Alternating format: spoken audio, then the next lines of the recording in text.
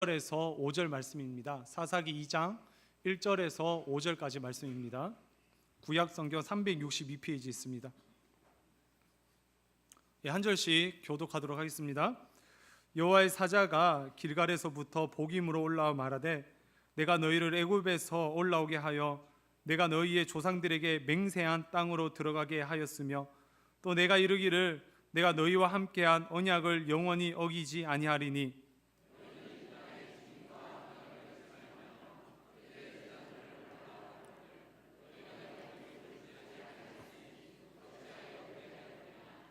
그러므로 내가 또 말하기를 내가 그들을 너희 앞에서 쫓아내지 아니하리니 그들이 너희 옆구리에 가시가 될 것이며 그들의 신들이 너희에게 올무가 되리라 하였노라.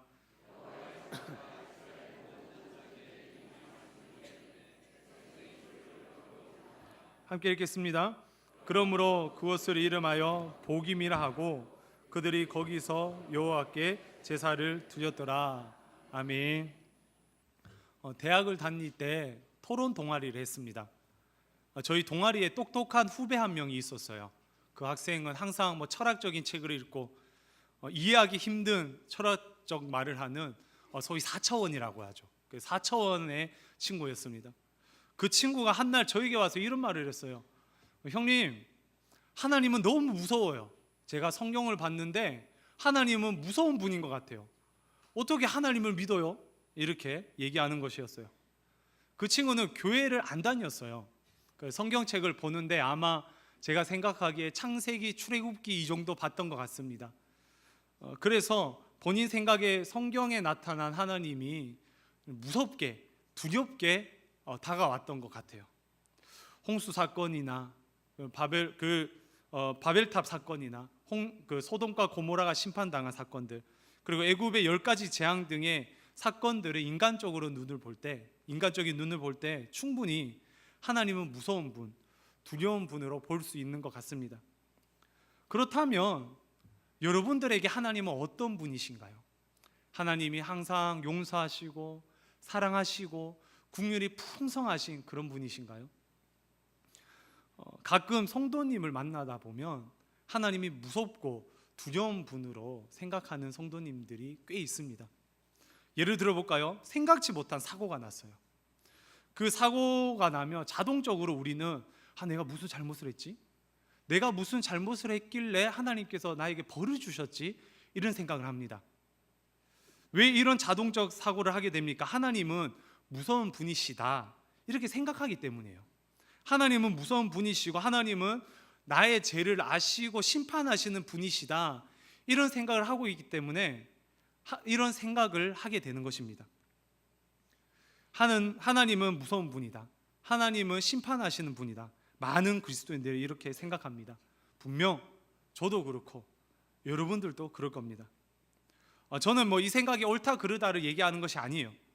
비신자들에게도 그리고 예수님을 믿는 성도들에게도 하나님은 때때로 무서운 분으로 나타날 때가 있다는 것입니다. 여러분 이런 말을 들어본 적 있나요? 유대인들은 성경을 적을 때요 여호와라는 단어만 나와도 이렇게 손을 씻고 거룩한 마음으로 그 단어를 적었다고 해요. 왜? 하나님이 무서워서 그렇게 했던 거 아닐까요? 이렇게 하나님은 무서운 분으로 생각할 때가 참 많습니다. 오늘 본문에서도요 하나님이 무서운 분으로 나와요. 오늘 본문으로 들어가 하나님이 무서운 분이다 이것을 나누기 이전에 우리는 성경의 배경을 한번 살펴봐야 됩니다. 오늘 성경이 어디죠? 사사기예요. 사사기, 쉽게 말해서 사사시대가 그 배경이에요. 사사시대가 어떤 시대인가요? 이스라엘 백성들이 애굽에서 출애굽합니다. 그죠? 출애굽한 다음에 두 번째 지도자 여호수아가 세워져서 약속의 땅 가나안 땅으로 가요. 그리고 그 땅을 정복하고 12지파가 이렇게 흩어져서 나눠서 그 땅에서 살아갑니다. 이때부터 여호수아가 죽었어요. 땅을 정복한 다음에 여호수아가 죽고 첫 번째 왕인 사울 왕이 세워졌습니다. 그러니까 다시 말해서 여호수아가 죽은 후 첫 번째 왕 사울이 세워지기 이전 시대, 여호수아가 죽은 그리고 사울 왕이 세워지기 이 시기를 바로 사사시대라고 합니다. 여러분, 그렇다면 이스라엘 백성이 어느 땅에 갔다고요? 가나안 땅에 갔어요. 그죠? 가나안 땅에 누가 살고 있었을까요? 가나안 백성이 살고 있었습니다. 처음 하셨죠, 여러분? 가나안 땅에는 가나안 백성이 사는 거예요. 한국 땅에는 한국 사람들이 살고, 가나안 땅에 가나안 백성이 살고 있었는데 이스라엘 백성들이 가나안 땅에 갔어요. 가나안 땅에서 마음껏 누리고 하나님을 예배해야 돼요. 그러면 가나안 백성 사람들을 다 쫓아내야 됩니다. 그런데 그렇게 하지 못했어요. 이 배경 지식, 이스라엘 백성이 출애굽하고 가나안 땅에 갔고 가나안 땅을 정복했지만 가나안 백성을 쫓아내지 못했다. 이 배경 지식을 가지고 우리 2장 1절로 들어가 보도록 하겠습니다. 2장 1절 눈으로 따라와 보세요. 여호와의 사자가 길갈에서부터 복임으로 올라와. 여호와의 사자가 길갈에서 복임으로부터, 그러니까 많은 거리 사람들에게 말을 하기 시작했어요. 그 말이 어떤 거냐면 내가 너희를 애굽에서 올라오게 하여 출애굽했다는 거죠. 그죠? 그리고 내가 너희의 조상들에게 맹세한 땅은 어디라고요? 가나안 땅. 이 가나안 땅으로 들어가게 하였으며 또 내가 이르기를 내가 너희와 함께한 언약을 영원히 어기지 아니하리니 너희는 이 땅의 주민과 언약을 맺지 말며 그들의 제단들을 헐라. 하나님의 언약을 누리기 위해서, 그리고 가나안 땅에서 행복하게 살기 위해서 이스라엘 백성들이 해야 되는 일이 있었어요. 두 가지. 첫 번째는 이 땅의 주민과 언약을 맺지 말고, 두 번째는 뭐예요? 그들의 제단들을 헐라. 이 두 가지 일을 해야 했습니다. 그런데 이스라엘 백성들은 그렇게 하지 않았어요. 2절 하반절 말씀이죠. 너희가 내 목소리를 듣지 아니하였다. 왜 그랬을까요? 하나님의 백성이라면 하나님의 목소리를 들어야 되는 거 아닌가요? 하나님의 말씀에 순종해야 되는 건 아닌가요? 근데 그렇게 하지 않았어요. 사사기 1장에 있는 표현을 보면 그들에게 철병거가 있었대요. 철병거가 뭡니까? 이스라엘에게 없는 선진 문화가 있었다라는 거죠. 우리 지금 시대로 따지면 이 가나안 땅에 갔더니 타임머신이 있고 아이폰 X2가 있고 갤럭시 10이 있는 거예요. 어떤 말인지 잘 모르시겠지만 어떤 그런 게 있습니다. 이렇게 높은 문화가 있는 거예요. 그랬더니 어때요? 더 달콤해 보입니다. 그리고 무서워 보여요. 철병거가 무서워 보이고 동시에 철병거를 배워 자기의 나라를 튼튼하게 하고 싶었습니다. 가나안 사람들을 쫓아내지 못한 이유는 이렇게 두 가지였어요. 첫 번째로 가나안이 더 강력하고 무서웠기 때문에, 그리고 두 번째로 가나안을 이용하기 위해서요. 우리도 그렇습니다, 여러분. 우리가 세상에 타협할 때가 있어요. 세상과 손을 잡을 때가 있습니다. 언제 세상과 타협하고 언제 세상과 손을 잡나요? 세상이 하나님보다 강력해 보일 때, 세상이 신앙보다 행복해 보일 때 우리는 타협하지 않나요? 예배보다 여행이 더 달콤해 보입니다. 그리고 정직보다 물질이 더 달콤해 보여요. 그래서 우리는 세상에 머물고 세상을 이용하고 싶어 합니다. 이런 이유 때문에 우리는 하나님의 목소리를 듣지 않습니다. 그리고 세상을 더 사랑하게 되죠. 동일합니다. 이스라엘 백성들도 이런 이유 때문에 세상을 사랑하고 하나님의 목소리를 듣지 않았어요. 여러분, 하나님의 목소리를 듣지 않는 하나님의 백성의 결과가 뭘까요? 그것이 바로 오늘 읽었던 본문 3절에 나옵니다. 우리 3절 함께 읽어보도록 하겠습니다. 그러므로 내가 또 말하기를 내가 그들을 너희 앞에서 쫓아내지 아니하리니 그들의 신들이 너희에게 올무가 되리라 하였노라. 총 세 가지 심판이 나오는데요. 첫 번째는 내가 그들을 너희 앞에서 쫓아내지 아니하겠다. 원래 하나님께서 쫓아내려고 했어요. 이스라엘만 살게 해주려고 했어요. 그런데 쫓아내지 아니하겠다 이렇게 얘기를 합니다. 그리고 두 번째 심판은요, 그들이 너희 옆구리에 가시가 되겠다. 몸에 작은 가시 하나 혹은 상처 하나 생겨본 적이 있습니까? 제가 이번 주에 손과 손톱 사이에 이렇게 탁 끼어버리는 바람에 이게 좀 쑥 들어갔어요. 여러분 뭔지 아시죠? 씻을 때 어떤가요? 굉장히 따가워요. 제가 아직까지도 따가워서 이거 빨리 좀 나와서 손 좀 깨끗하게 씻었으면 좋겠다 이런 생각을 한 적이 있습니다. 몸에 작은 가시 하나, 상처 하나가 생기면 고통스러워요. 신경 쓰여요. 가나안 백성이 그런 존재가 됩니다. 세 번째로, 그들의 신들이 너희에게 올무가 되겠다. 올무가 뭔가요? 예를 들어 새를 잡을 때 새를 잡는 덫이나 그물, 그런 것들을 바로 올무라고 합니다. 올무는 새를 꼼짝달싹 못하게 해요. 마찬가지예요. 하나님께서는 이스라엘 백성들을 꼼짝달싹 못하게 하는데 벌하세요. 그것도 일관성 있게 정확하게 철저하게 벌하십니다. 가나안 백성과 타협하니까 가나안 백성을 가지고 벌하시는 거예요. 우상을 섬기니까 우상을 가지고 벌하시는 거예요. 하나님께서는 정확하고 철저하고 일관성이 있게 그들을 심판하십니다. 이렇게 정확하고 철저하게 심판하시는 하나님을 보고 우리는 하나님의 공의라고 합니다. 하나님을 믿지 않는 대학 후배가 하나님을 무섭게 느꼈던 것도 이 하나님의 공의 때문이에요. 생각하지 못한 사고가 났을 때 내가 무슨 죄를 지어서 이렇게 벌을 받지라고 생각하는 것도 하나님의 공의 때문입니다. 하나님의 말씀에 순종하지 않은 이스라엘 백성을 정확하고 철저하게 심판하는 것도 하나님의 공의 때문이에요. 하나님은 공의로우십니다. 여러분, 사람의 공의는 어떤가요? 사람의 공의. 사람의 공의는 이런 말이 있어요. 코에 걸면 코걸이, 귀에 걸면 귀걸이라는 말이 있습니다. 때에 따라 다르고 사람에 따라 다르고 돈을 내면 다르고 전화 한 통하면 다르고 사람의 공의는 일관성이 없고 정확하지도 않고 항상 달라요. 제가 20살 때 대학교 앞에 20m 도로처럼 4차선 도로가 있었어요.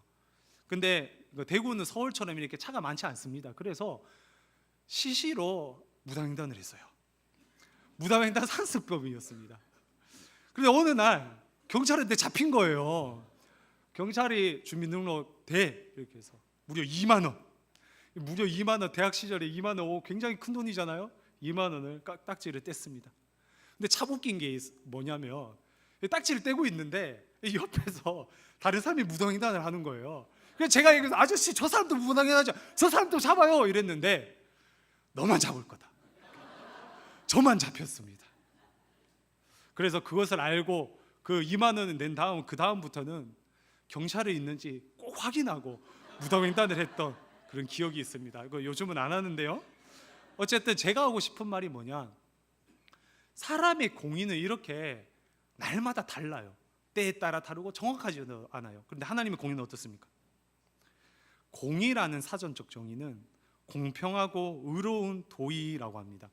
사람은 지 멋대로인데 하나님의 공의는 항상 철저해요. 정확해요. 공평하고 의롭습니다. 이런 정확하고 철저하게 심판하시는 하나님께서 이스라엘 백성을 심판하시는데요, 오늘 본문 14절 말씀입니다. 사사기 2장 14절 말씀이에요. 우리 눈으로 함께 따라와 보세요.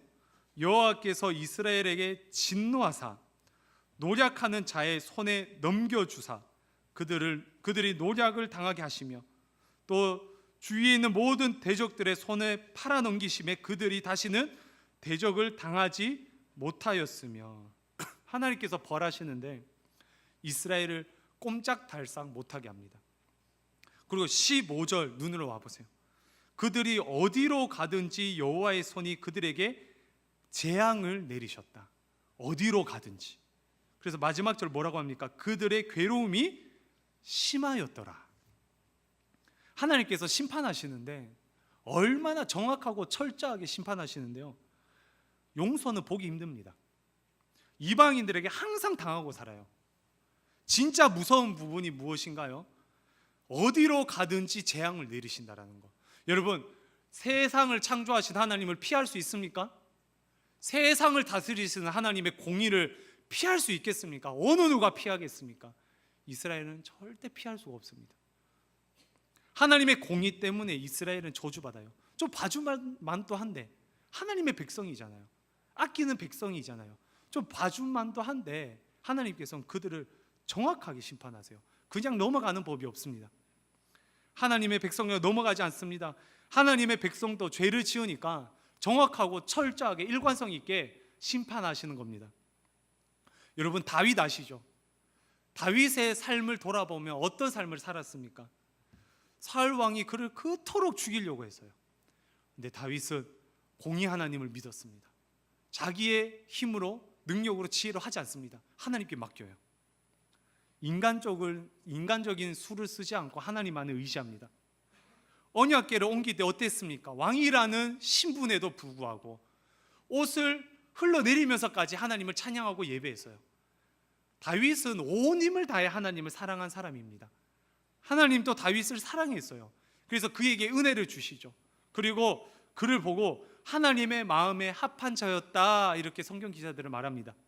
그런데 그런 다윗이 죄를 지었어요. 우리아의 아내 밧세바를 범했는데요, 공의의 하나님께서 그를 철저하게 심판하십니다. 그래서 다윗과 밧세바 사이에 생긴 첫 번째 아들을 죽이세요. 그런 다윗이 교만하여 인구조사를 했는데 하나님의 힘이 아닌 자신의 힘을 자랑하는 그 교만이었어요. 이 교만함을 하나님께서, 공의의 하나님께서 그 교만함을 심판하시는데 이스라엘에게 전염병을 돌게 하시고 무려 7만 명을 죽이게 합니다. 아무리 사랑을 받은 다윗이지만 죄를 지었더니 하나님께서 공의롭게 심판하시는 거예요. 다윗은 공의의 하나님께서 내리시는 저주, 심판을 피할 수 없습니다. 그 저주는 고스란히 다윗이 감당해야만 했었어요. 동일합니다. 공의의 하나님께서 저와 여러분을 심판하시는데요, 우리에게도 죄가 있어요. 알고 지은 죄, 짓고 나서 아는 죄, 혹은 모르고 짓지만 하나님께서 아시는 죄, 그 죄가 있는데 하나님께서 공의롭고 정확하고 철저하게 일관성 있게 심판하십니다. 저에게도 죄가 있어요. 내 멋대로 한 죄, 남의 것을 탐냈던 죄, 그리고 과거에는 훔치기까지 한 죄, 지나가는 여자에게 눈 돌아간 죄. 부끄럽습니다. 사람들과 다투고 화해하지 못한 죄, 물질과 소유에 눈이 멀어 하나님을 찾지 못한 죄, 피곤하다는 핑계대고 섬기지 못한 죄, 욕심부리고 질투하고 교만한 죄. 죄를 생각해 보면 항상 연약함과 관련이 돼 있는 것 같아요. 제 앞에서 저는 항상 무기력했습니다. 연약했습니다. 어찌할 바를 몰랐어요. 항상 무너졌습니다. 부끄럽지만 지금도 그런 모습이 참 많습니다. 이 죄인이고 무기력하고 아무것도 할 수 없는 저에게 하나님께서 심판하시는데요, 공의의 하나님께서, 그 크고 무서운 하나님께서 저를 심판하시는데 저주를 내리기 시작하는데, 학창 시절 때 그 하나님의 심판과 저주가 시작됐었어요. 마태복음 27장 45절 이것을 보면 어떻게 저를 심판하셨는지, 죄인이고 연약하고 멍청한 저를 심판하셨는지 이 신약 성경에 적혀 있어요. 마태복음 20장 45절 말씀입니다. 제 6시로부터 온 땅에 어둠이 임하여 제 9시까지 계속되더니, 여러분 이스라엘식인데 6을 더하면 됩니다. 제 6시라면 12시예요. 정오입니다. 정오가 언제입니까? 태양이 머리 위에 있는 거예요. 가장 밝을 때입니다. 그런데 그곳에 어둠이 임합니다. 빛이 사라집니다. 세상은 어두워졌어요. 빛은요, 하나님의 은혜입니다. 모든 피조물이 누리는 하나님의 은혜예요. 홍동과 공허와 흑암이 깊음 위에 있을 때 하나님께서 빛을 첫 번째로 창조하셨습니다. 그런데 창조의 첫 번째 말씀인 빛이 사라지고 혼돈과 공허와 흑암의 상태가 됩니다. 하나님의 공의, 하나님의 심판이 시작됐다는 말이죠. 마태복음 26장 26절, 얼굴에 침을 뱉고 주먹으로 맞고 손바닥으로 맞고, 28절 옷을 벗기고 가시관을 씌이고, 30절 침을 뱉고 갈대를 빼앗아 그의 머리를 치더라. 33절 골고다, 즉 해골이라는 곳에 가더라. 35절 십자가에 못 박혀 더라. 마태복음 26장 56절입니다. 제자들이 다 그를 버리고 도망하니라. 아무도 없습니다. 친구도 없습니다. 가족도 없습니다. 제자도 무리도 없습니다. 외롭게 혼자 남습니다. 46절 말씀인데요. 엘리 라마 사박다니, 나의 하나님 어찌하여 나를 버리셨나이까. 하나님께서 버리셨어요. 십자가에서 예수님은 하나님께 버림받습니다. 새벽마다 일어나서 기도하면서 하나님을 만났는데 그 모습은 사라집니다. 아무리 불러도 성부 하나님께서 대답하지 않아요. 철저하게 버림받습니다. 왜 버림받나요? 하나님께서는 공의 하나님이시기 때문에 이토록 정확하고 철저하게 심판하신 거예요. 50절입니다. 예수님께서 다시 크게 소리 지르시고 영원히 떠나시니라. 요한복음 19장 34절 말씀이에요.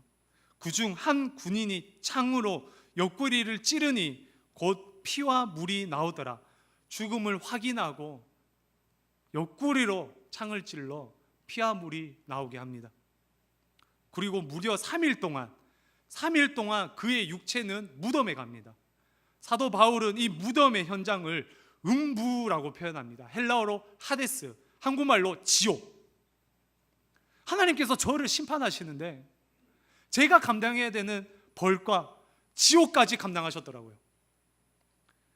예수님을 통해 공의 하나님께서 심판하시는데 예수님께서 어떻게 심판당하셨습니까? 예수님께서는 철저하고 정확하게 한치의 오차도 없이 저의 죄를 감당하셨습니다. 우리가 가야 되는 그 고난의 길을 예수님께서 가신 거예요. 그래서 갈라디아서에서 바울은 이렇게 말합니다. 나무에 달린 자마다 저주 아래에 있는 자라. 저주. 십자가는 바로 저주였습니다. 이사야서 유명한 말씀이죠. 그는 징벌을 받아 하나님께 맞으며 고난을 당한다 하였노라. 하나님께 맞았다. 하나님께 고난당했다. 유대인들에게, 로마 병정에게 맞고 고난당한 게 아니었어요. 하나님께 맞으며 하나님께 고난을 당했어요. 왜? 저의 죄 때문에. 나의 교만, 미움, 시기, 질투, 음란, 핑계, 게으름, 이 모든 죄를 짊어지신 예수님께서 대신 죽으신 겁니다.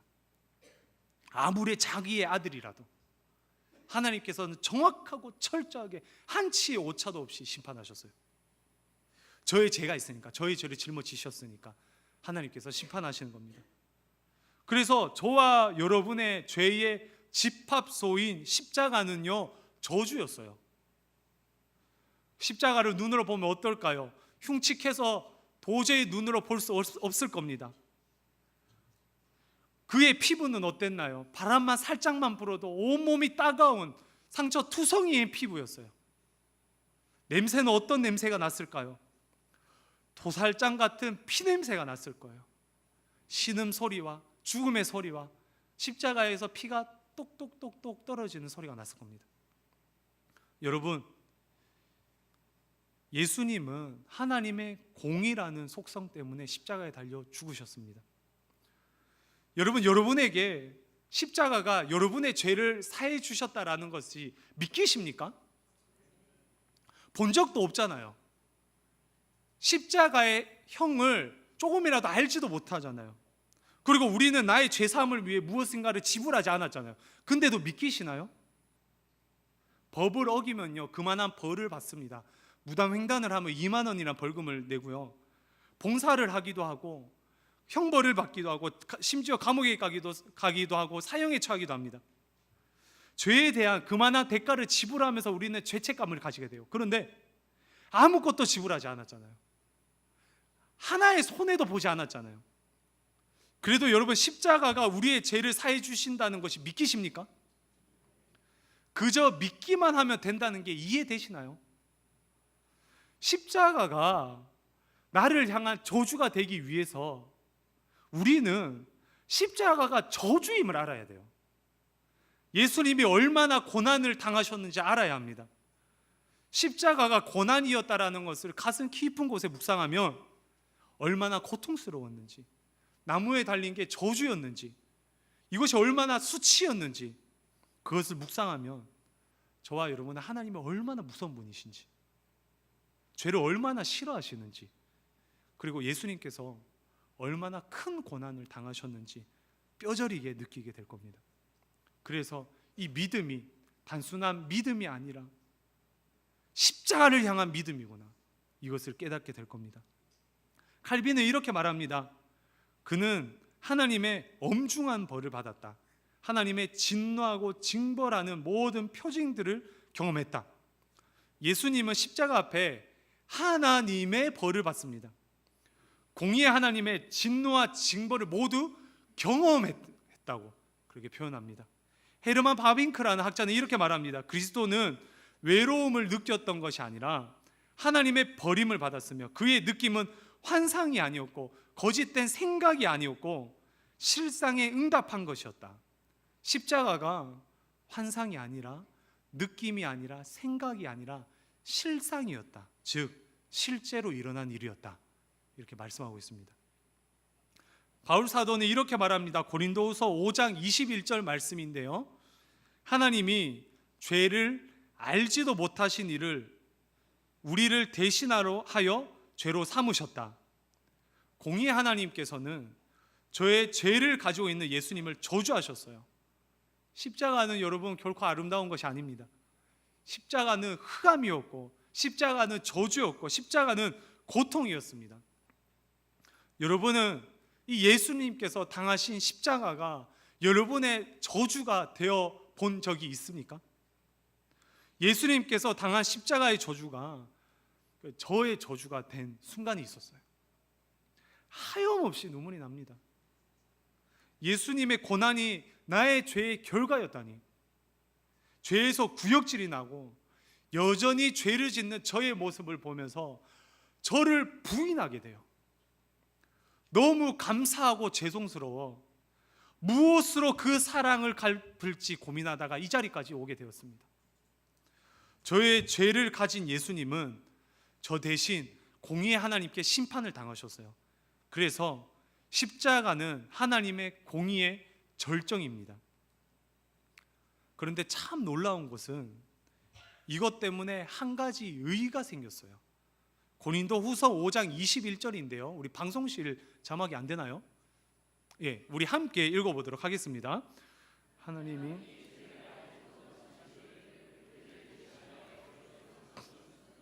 우리를 하여금 그 안에서 하나님의 의가 되게 하려 하심이라. 아멘. 하나님이 죄를 알지도 못하시니 예수님을 우리의 죄로 삼으신 것을 한번 계속 보여주세요. 이렇게 예수님께서 우리의 죄를 옮기셔서 십자가로 죽으신 것은 우리로 하여금 그 안에 십자가 안에 하나님의 의가 되게 하려 하심이라. 십자가 안에서 이 하나님의 의가 새로 생깁니다.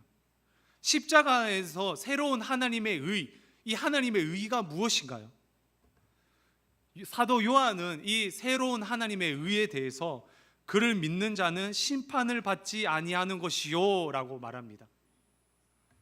새로운 하나님의 의는 바로 이신칭의예요.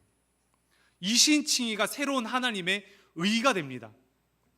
하나님의 공의는 이 율법에 따라, 과거의 이 율법에 따라 죄인을 정죄하고 죄인을 심판하고 벌하는 것이었어요. 그런데 이제 화면을 보여주셔도 됩니다. 그런데 새로운 율법이 생깁니다.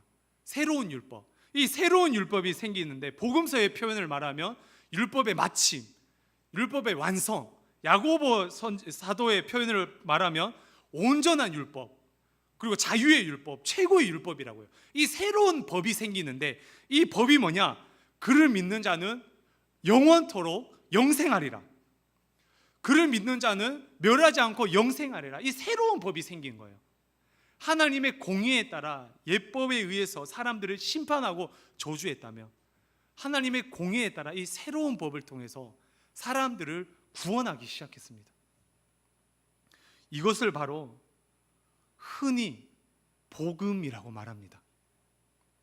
율법대로 사람을 철저하고 정확하게 심판하시는 공의 하나님은 이 새로운 법, 새로운 율법, 복음, 이것을 통해서 사람들을 구원하기 시작하셨어요.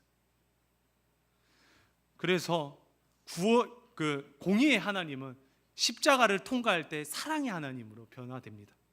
영혼을 구원하시는 사랑의 하나님이 됩니다. 사사기에서도, 오늘 읽은 사사기에서도 이 복음이 안개 속에 있어서 희미하지만 분명하게 나타나고 있어요. 사사기 본문으로 다시 돌아가 볼까요? 2장 16절 말씀입니다. 2장 16절 함께 읽어보겠습니다. 여호와께서 사사들을 세우사 노략자의 손에서 그들을 구원하게 하셨으나, 여호와께서 사사들을 세워서 노략자의 손에서 그들을 구원하셨어요. 여전히 죄를 짓지만 사사를 통해 구원하십니다. 이스라엘 백성들이 죄를 지어서 이방인들에게 지배당했는데 사사가 그 죄를 감당하며 전쟁에서 승리하고 이기며 이스라엘을 구원했어요. 그래서 사사는 이스라엘의 고난과 염려와 불안을 모두 해소했습니다. 하지만 그것은 이 구약에 나온 사사는 충분하지 못했어요. 19절, 사사기 2장 19절 눈으로 따라와 보면요, 그 사사가 죽은 후에는 그들이 돌이켜 그들의 조상들보다 더욱 타락했다, 이렇게 되어 있어요. 사사가 죽은 후 인간이었던 사사는 결국 죽게 됩니다. 그래서 이스라엘은 더욱 타락합니다. 하지만 우리의 사사, 영원한 사사 예수 그리스도, 그분은 죽음은 이기셨습니다. 영원히 사셨어요. 이스라엘에게 사사는 일시적으로 나타나지만 저와 여러분에게 예수 그리스도는, 영원한 사사 되시는 예수 그리스도는 영원히 나타난 줄 믿습니다. 여러분의 심령에 이 영원한 사사 예수님이 그 심령 가운데 있습니까? 아니면 일시적으로 계십니까? 영원히 계시길 소망합니다. 영원히 계시는 예수님을 묵상하길 소망합니다. 영원히 계시는 예수님을 따라 살아가길 간절히 소망합니다. 오늘 말씀을 통해서 우리는 한 가지 진리를 깨닫게 돼요. 공의의 하나님이 십자가를 통과할 때 사랑의 하나님이 됩니다. 그래서 공의의 하나님은 그 십자가를 믿는 성도들에게는 사랑의 하나님으로 다가옵니다. 더 이상 우리는 하나님의 심판을 두려워할 필요가 없습니다. 사건, 사고, 해결되지 않는 문제와 염려가 있나요? 죄책감을 가질 필요가 없어요. 그저 십자가 앞에 나오면 됩니다.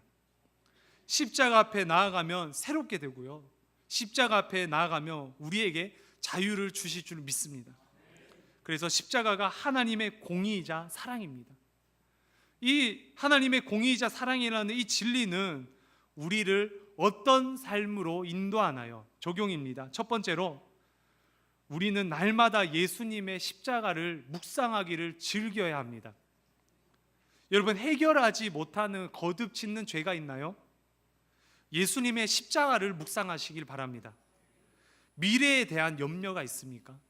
자녀에 대한 염려가 있습니까? 관계에 문제가 있습니까? 혹은 물질의 문제가 있습니까? 예수님의 십자가를 묵상합시다.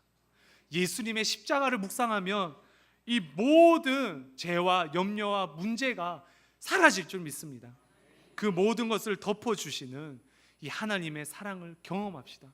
죄도 덮어주셨는데, 이 죽음도 덮어주셨는데 무엇인들 덮어주지 않으시겠습니까? 이 예수님을 일주일 동안 이 예수님을 묵상하기를 즐기는 저와 여러분들 되기 소망합니다. 두 번째 적용입니다. 예수님의 십자가 사랑을 표현합시다. 사랑하는 연인들의 관계를 한번 생각해 보세요. 마음속으로 사랑한다는 마음만 가지면 됩니까? 아니죠. 표현을 해야 돼요. 사랑한다고 말도 하고 선물도 주고 스킨십도 해야 됩니다. 칭찬도 하고 격려해 줘야 돼요. 이렇게 표현할 때 그 사랑은 더욱 커집니다. 표현할 때 그 사랑을 더욱 누릴 수 있어요. 마찬가지예요. 우리가 복음을 누리기 위해서는 이 사랑을 실천해야 합니다. 용서하고 이해하고 섬기고 사랑할 때 하나님의 그 복음의 사랑, 공의의 하나님의 놀라운 사랑, 그 사랑을 경험할 줄 믿습니다. 그래서 저와 여러분의 삶의 현장에 하나님이 무서운 하나님, 공의의 하나님으로 끝나는 것이 아니라 십자가를 통강한 이 사랑의 하나님을 경험하는 사랑하는 신의 성도님들 되시기 주님의 이름으로 축원드립니다. 우리 함께 들은 말씀을 생각하면서 마지막 찬양, 마침 찬양하도록 하겠습니다.